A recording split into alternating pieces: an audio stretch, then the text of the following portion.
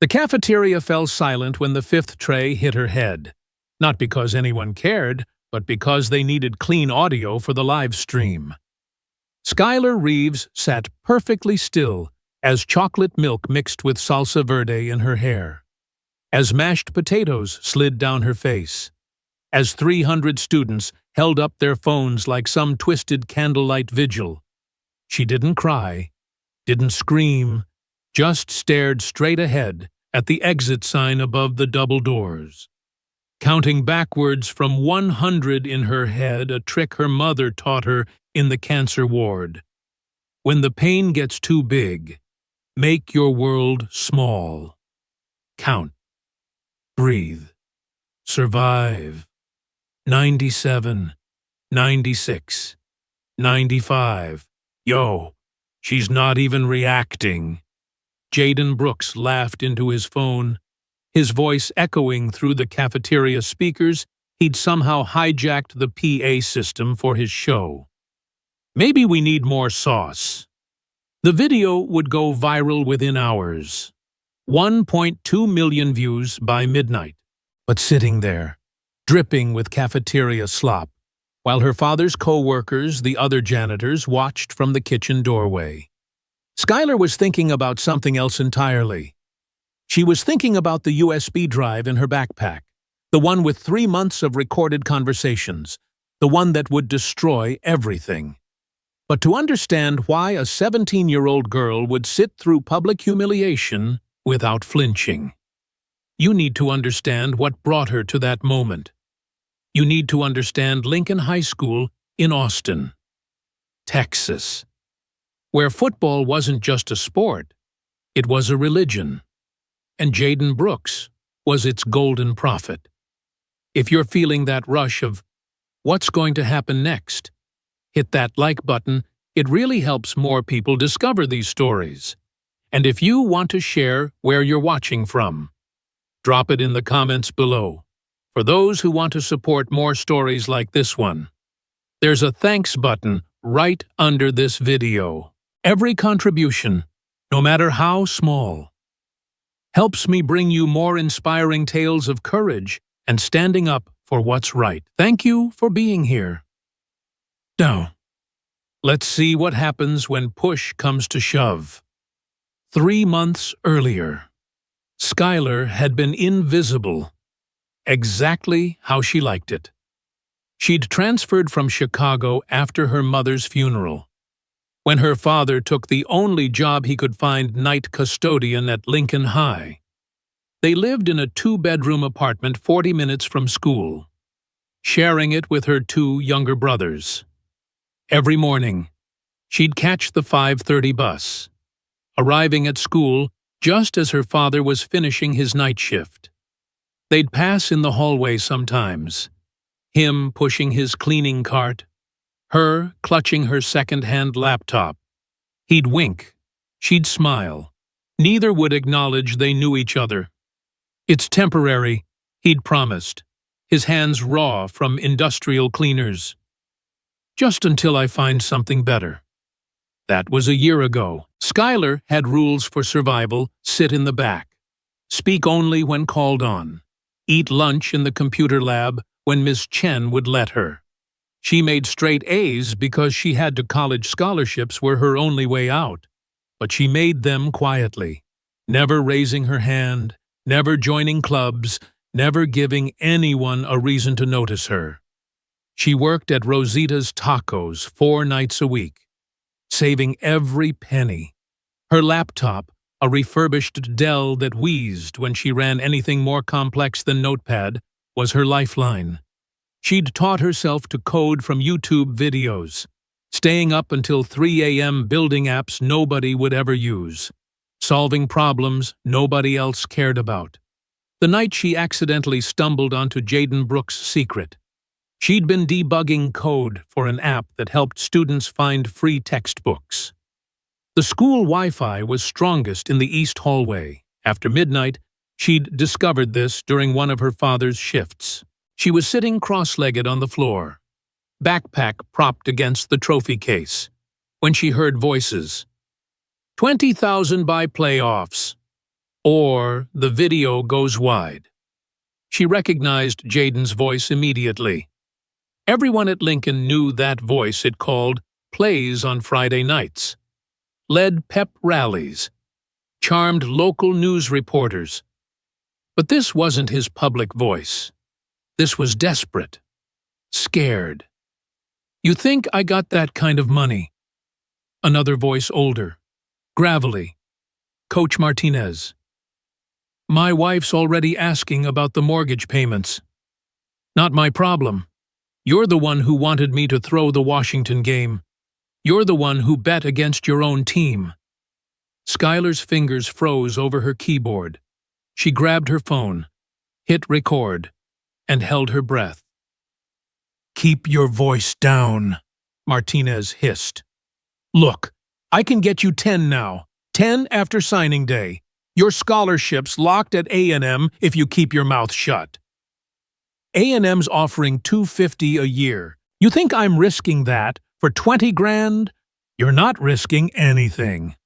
Who's gonna believe you?" Star quarterback suddenly develops a conscience after everything else you've done. "Everything I've done for you. For yourself. Don't play saint now. Brooks, we both know what you are." Footsteps. Getting closer. Skylar shoved her laptop in her bag and slipped into the nearest classroom, pressing herself against the wall.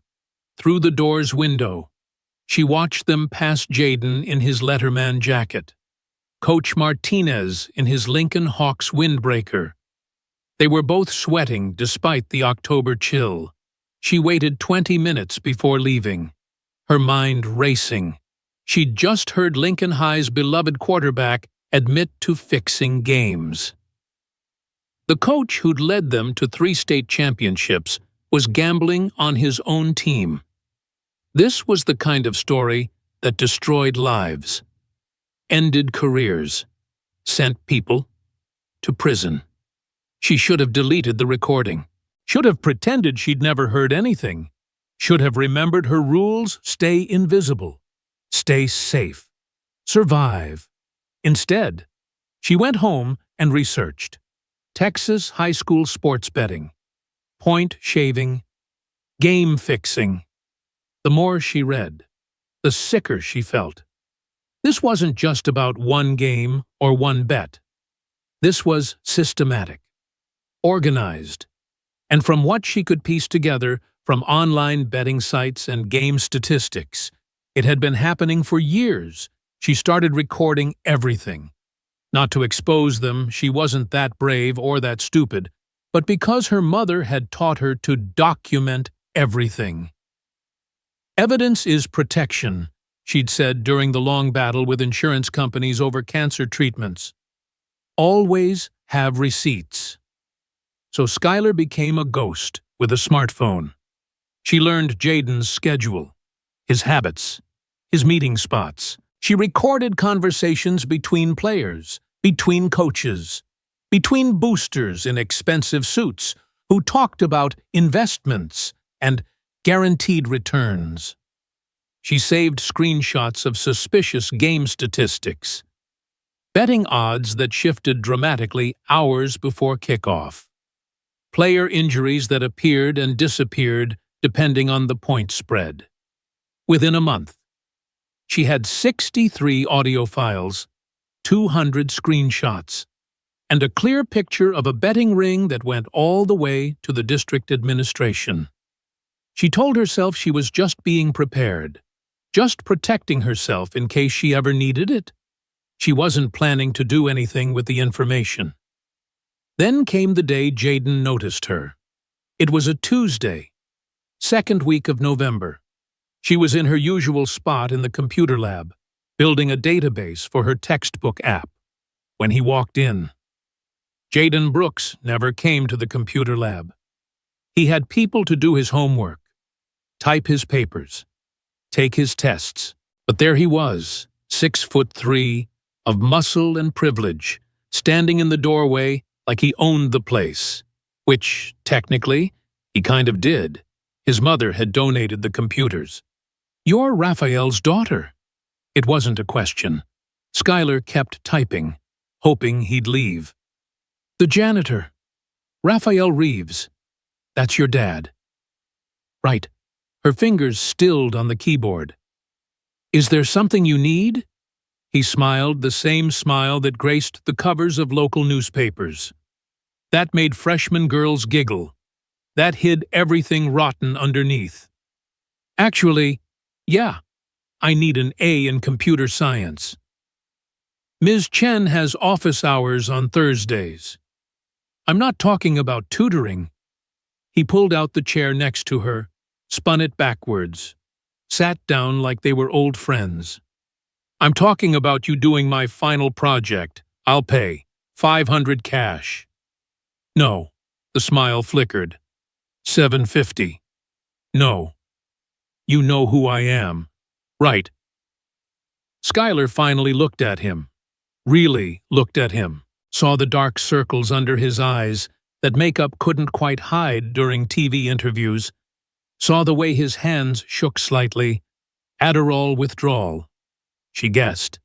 Saw the desperation beneath the arrogance. I know exactly who you are. Something in her tone made him lean back. What's that supposed to mean? She should have backed down. Should have mumbled an apology. Taken his money. Done his project. Should have remembered that girls like her didn't challenge boys like him. Not in Texas. Not at Lincoln High. Not when her father needed this job. Instead, she said, it means I don't negotiate with people who fix games. The words hung in the air between them like a loaded gun. Jaden's face went through several expressions: shock, fear, rage before settling on something cold and calculated. You don't know what you're talking about. East Hallway, October 15th, 11:47 p.m. She kept her voice steady, even as her heart hammered. 20,000 by playoffs, or the video goes wide. He stood so fast, his chair toppled backwards for a moment. She thought he might hit her. His fists clenched. His jaw worked. His whole body vibrated with barely contained violence. Then he seemed to remember where they were. That Ms. Chen was just outside. That cameras recorded everything. You're nobody, he said quietly. Nobody's gonna believe trailer trash over me. I don't live in a trailer. Might as well. You know what I can do to you, to your father. One word from me, and he's unemployed. One post from me, and you're done at this school. I own this place. Then why are you scared? He blinked, caught off guard. I'm not. Your hands are shaking. Your pupils are dilated. You're sweating, even though it's 60 degrees in here. She turned back to her laptop. I'm not interested in your money or your threats. I just want to be left alone. Don't talk to me. Don't look at me. Pretend I don't exist. And I'll do the same for you. You think you can threaten me? I think we can ignore each other. That's not a threat. That's a gift. He stood there for another moment, breathing hard, before storming out. The door slammed behind him with enough force to rattle the windows. Ms. Chen poked her head in. Everything okay? Fine, Schuyler lied, her hands finally starting to shake. Everything's fine. But everything was not fine. Everything was about to get much, much worse. The harassment started small. Anonymous messages on social media, know your place. Snitches get stitches. Daddy's job looking real fragile. She blocked the accounts, made her profiles private, tried to convince herself it would blow over. Then came the physical intimidation. Books knocked out of her hands, shoulders checked in hallways. Accidental spills that ruined her clothes. Always when teachers weren't looking. Always with plausible deniability. Always accompanied by Jaden's smile from across the room. She started eating lunch in the handicapped stall of the third-floor bathroom, sitting on the closed toilet lid with her sandwich and her laptop, coding furiously to keep her mind off the growing dread in her stomach. "You okay, mija?" her father asked one night, finding her at the kitchen table at 2 a.m., staring at her computer screen. "Just homework, Poppy." He sat down across from her, still in his custodian uniform. "You know, when you were little, you used to tell me everything. Every scraped knee, every mean kid, every bad dream." "I'm not little anymore. No, but you're still my daughter.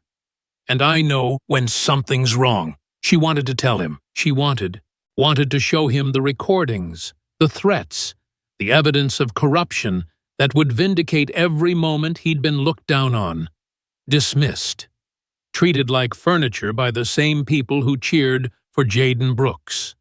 But she also knew what would happen if she did. Her father would march into the principal's office, demand justice, probably throw a punch. He'd lose his job. They'd lose their apartment. Her brothers would have to change schools again.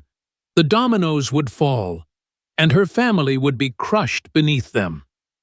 "I'm fine, Poppy. Just tired." He reached across the table, squeezed her hand. "You're stronger than you know, mija. Stronger than any of them. Mom used to say that. Because she saw it, just like I do." After he went to bed, Skylar opened her recording app and played back Jaden's threats from earlier that day, captured by the phone in her pocket. "This is your last warning. Back off, or things get ugly." And she saved the file, backed it up to 3 different cloud services, and made a decision. If Jaden wanted war, she'd give him one, but she'd fight it on her terms, with her weapons. Code was her first language. Evidence was her ammunition, and patience learned in hospital waiting rooms and food stamp lines was her strategy. What she didn't anticipate was how far Jaden would go, how public he'd make it, how cruel teenage fame could be when weaponized. The first viral video appeared 3 weeks before the cafeteria incident. Someone she never found out who had filmed her from behind as she walked down the hall, zooming in on the hole in her backpack held together with duct tape. The caption read, "When you can't afford a new bag, but your dad literally cleans the school, poor people, janitor's daughter, living on scraps." 50,000 views in 6 hours. The comments were worse than the video. Strangers who'd never met her dissected her clothes, her hair, her existence. Someone found her father's Facebook page, posted his work schedule. Another person calculated how much janitors made and suggested she start a GoFundMe for basic hygiene products. Brooklyn Martinez, head cheerleader and Jaden's on-again, off-again girlfriend, cornered her after school that day. Skylar expected more cruelty. Instead, Brooklyn glanced around nervously and whispered, "This is getting out of hand. You need to apologize to Jaden. Make this stop. Apologize for what? For whatever you did to piss him off. Look, I don't like you, but this..." She gestured vaguely at her phone. "This is next level. He's planning something worse, much worse." "Thanks for the warning." Brooklyn grabbed her arm as she turned to leave. "I'm serious. He's not stable right now. The pressure, the pills, his dad's court case he's looking for someone to destroy. Don't let it be you." "Why do you care?" For a moment, Brooklyn's perfect facade cracked. "Because I know what it's like to have a secret that could ruin everything. And I know what Jaden does to people who might expose him." She walked away before Skylar could respond, leaving her standing alone in the empty hallway, fluorescent lights buzzing overhead like angry wasps. That night, Skylar did something she'd never done before. She prayed. Not to any specific god, her family wasn't religious, but to the universe, to her mother's memory, to whatever force might be listening. "Please," she whispered into her pillow, "just let me survive until graduation. Just let me get out." The universe, apparently, wasn't taking calls. If this reminds you of someone who suffered in silence, who endured more than anyone should have to, you're not alone in that memory. 3 days later, Jaden announced his masterpiece. Not publicly, he was too smart for that. But word spread through Lincoln High like wildfire Friday. December 1st. Lunch period. The janitor's daughter was getting a special meal. Skylar heard the rumors but didn't understand what they meant until she walked into the cafeteria that day and saw the setup. 5 football players, each holding a loaded lunch tray. A semicircle of students with phones raised. Jaden in the center, wearing a GoPro on his chest like some demented film director. And her usual table, empty except for a sign reserved for trash.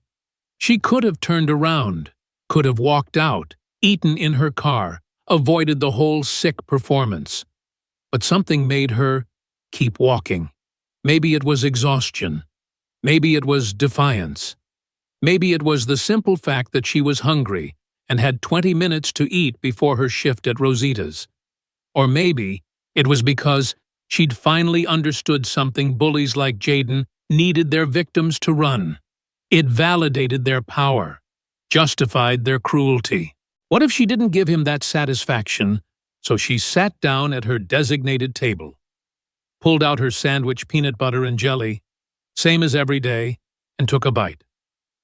"Ladies and gentlemen," Jaden announced, his voice booming through the cafeteria, "welcome to the most requested show at Lincoln High, Trash Day with the Janitor's Daughter." The crowd cheered. Someone started a chant, "Trash Day, Trash Day."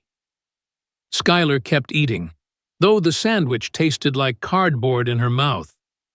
Now, we've all seen how our special guest dresses thrift store chic, very vintage, very aromatic. Laughter rippled through the crowd. But today, we're giving her a makeover, cafeteria style. That's when the first tray hit. Pizza first, then chocolate milk, then mashed potatoes with gravy, then strawberry jello that splattered like blood across her white shirt. Finally, Verdi sauce that burned her eyes and made her gasp despite herself. 5 trays, 5 players, choreographed like a sick ballet, while Jaden live-streamed every second, narrating like a sports commentator. And Brooks delivers another perfect shot. Look at that coverage. Total destruction. 94, 93, 92. Skylar forced herself to stay still, even as the food dripped down her face, pooled in her lap, destroyed the only clean outfit she had for her shift that night. She kept her eyes fixed on that exit sign, counting backward, making her world small, while 300 phones captured her humiliation in high definition. Through the mess obscuring her vision, she saw her father in the kitchen doorway, Raphael Reeves, proud man who worked 3 jobs, who never complained, who taught her to hold her head high no matter what, standing there with his mop, watching his daughter get destroyed for entertainment. His face was stone, but she saw his knuckles white around the mop handle, saw the way his jaw worked like he was grinding glass between his teeth. Their eyes met across the cafeteria. She gave the tiniest shake of her head. "Don't, please, don't," he understood, stepped back into the kitchen, disappeared. Later, she'd find out he'd punched a hole in the supply closet wall, broke 2 fingers, told his supervisor he'd slipped. But in that moment, he gave her the only gift he could. He let her handle it her way. Is she seriously not reacting? Connor Walsh, Jaden's best friend, sounded genuinely confused. Dude, she's just sitting there. Maybe she's too dumb to understand what's happening, Jaden suggested, but his voice had lost some of its manic energy. The script called for tears, for running, for breakdown, not this eerie stillness. Skylar finally moved. Slowly, deliberately. She wiped verde sauce from her eyes, pulled a chunk of Jell-O from her hair, and looked directly at Jaden's GoPro. Are you finished? Her voice was steady, calm. It cut through the noise like a blade. Because I have AP Calculus in 10 minutes, and unlike some people, I actually need to pass my classes. She stood up. Food cascaded off her onto the floor. The cafeteria had gone cemetery quiet, except for the sound of sauce dripping and phones recording. You know what the difference is between you and me? Jaden. She stepped over a puddle of chocolate milk, leaving sticky footprints. I know exactly who I am. Daughter of a janitor. Poor kid from the wrong side of Austin. Future programmer who's gonna claw her way out of here with her brain, not her throwing arm. She stopped directly in front of him. He towered over her 6'3" to her 5'4", but somehow covered in cafeteria waste. She seemed taller. But you're so scared of people finding out who you really are that you'll destroy anyone who might expose you. That's not strength, that's terror. She leaned in close, whispered so only he could hear, the FBI's gonna love those recordings, especially the ones with your dad. Then she walked out, straight back, steady pace, leaving a trail of food and shocked silence behind her. The video hit 1 million views before she made it home. Janitors. Daughter started trending. Comments poured in, some cruel, some confused, but increasingly, something else.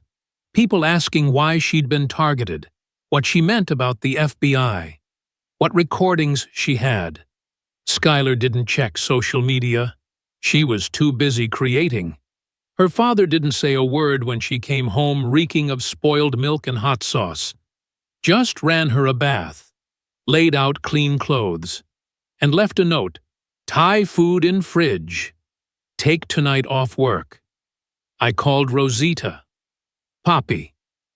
But she didn't take the night off. She had work to do for 48 hours straight. Skylar built her masterpiece. Not just a video, anyone could make a video. She created an interactive digital art installation that told a story in layers, each more damning than the last. The foundation was her recordings, 3 months of evidence arranged chronologically, showing how the game-fixing scheme operated.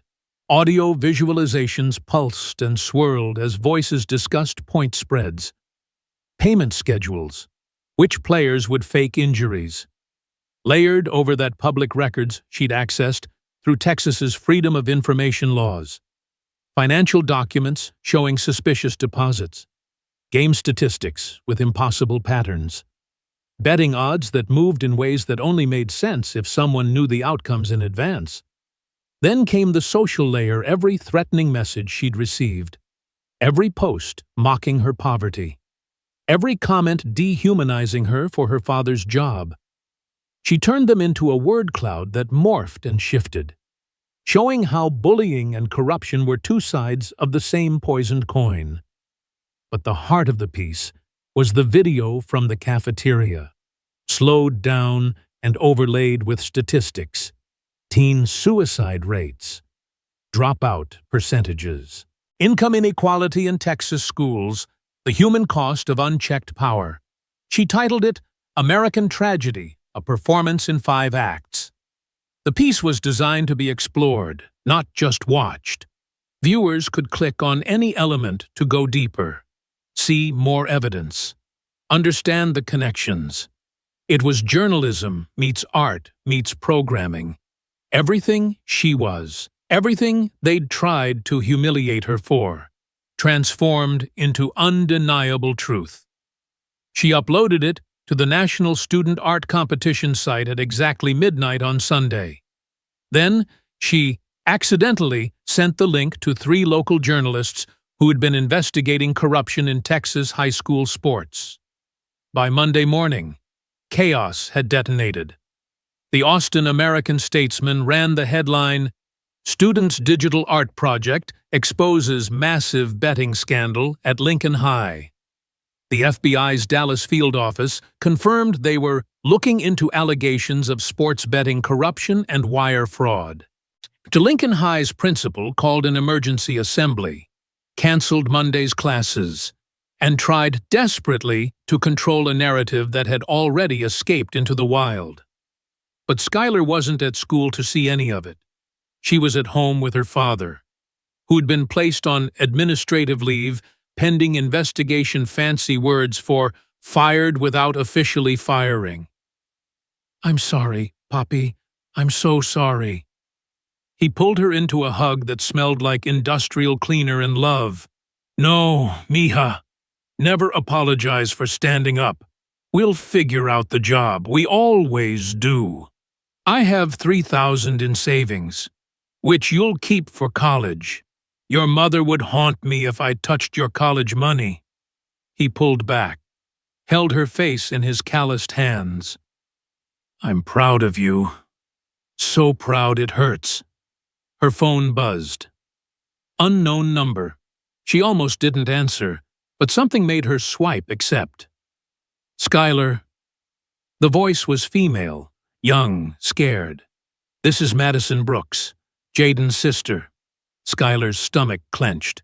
"If you're calling to threaten—" No, Can we meet? Please, it's about Jaden. Something's really wrong." Against every instinct. Skylar agreed to meet her at a coffee shop downtown. Madison was 14, looked like a younger, softer version of her brother. She was crying before Skylar even sat down. "He's had a complete breakdown. After the FBI showed up at our house, after Dad got arrested again, after Mom—" She wiped her nose with a crumpled napkin. "He locked himself in his room with all his pills, all of them. And he wrote this." She slid a piece of paper across the table. Jaden's handwriting, usually so confident, was shaky. "I'm sorry. I became everything I hated. I destroyed people because I was destroyed. The girl I humiliated was right. I was terrified. Of losing football. Of being nobody. Of people finding out about Lily. Tell her family I'm sorry." "Jay, who's Lily?" Skylar asked. Madison's face crumbled. "Our sister. She died 2 years ago. Overdose." Jaden gave her the pills he thought he was helping her study for SATs. He never forgave himself. The sports betting. The bullying. The pills. It all started after Lily. Skylar sat back, processing. The golden boy of Lincoln High was just another broken kid medicating his guilt with cruelty and Adderall. "Is he okay? Did he—" "Paramedics got there in time. He's at Austin State Hospital on psychiatric hold." Madison grabbed her hand. "I know he hurt you. I saw the video. It was horrible. But the doctors say he keeps asking for you. Says he needs to apologize. Says you're the only one who saw through him." "I can't. After everything—" "I know. I'm not asking you to forgive him. I'm asking—I don't know what I'm asking. Maybe just to let him know that someone sees him as more than the worst thing he's ever done." Skylar thought about her mother, dying of cancer but still insisting the nurses were doing their best, still finding grace for people who delivered bad news. Thought about her father, mopping up after entitled kids who never saw him, still maintaining his dignity. "I'll write him a letter," she finally said. "But that's all." Madison nodded, grateful for even that crumb of mercy. The letter was short, Jaden. I see you. The real you. Not the performance. Your sister told me about Lily. I'm sorry for your loss. Pain isn't an excuse for cruelty, but it is an explanation. Get help. Real help. Not for football or college or anyone else. For you. For the person you could still become. The world has enough broken people breaking others. Be the one who stops the cycle. Skylar, P.S. I'm keeping the recordings, not as a threat, as a reminder that everyone deserves a second chance, but nobody deserves a third. The art competition results were announced 2 weeks later. Skylar won the National Grand Prize, $50,000, and admission to any college in their network. She stood on stage in a borrowed dress. Brooklyn Martinez had left it in her locker with a note, "You earned this," holding an oversized check, thinking about how many times that money could have changed her family's life in the past year. "What will you do with the scholarship?" the host asked. "Give it away." Gasps from the audience. There's an addiction treatment center in Austin that focuses on teens and pressure-driven substance abuse. They need funding. This money could help kids like, she paused, thought of Jaden, of Lily, of all the golden children destroyed by expectations. Kids who need second chances. The Cafeteria video had gotten 5 million views. The FBI investigation led to 17 arrests, including Coach Martinez and 3 school board members. Lincoln High's football program was suspended for 2 years. The New York Times ran a feature on corruption in high school sports, using Skylar's art as a centerpiece. But the moment that mattered most happened 6 months later, on a random Tuesday at a Starbucks near UT Austin, where Skylar was taking summer courses. "Sky." She looked up from her laptop, a new one, blazing fast. Bought with money from the paid internship at Apple her viral project had earned her.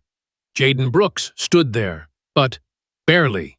30 pounds lighter, no more swagger, wearing a faded t-shirt and jeans that actually fit. His hands weren't shaking. His eyes were clear. "Hi," was all she could manage. "I'm sorry. I know that's not enough. No, it'll never be enough. But I needed to say it to your face." He shifted uncomfortably. "I'm 90 days clean.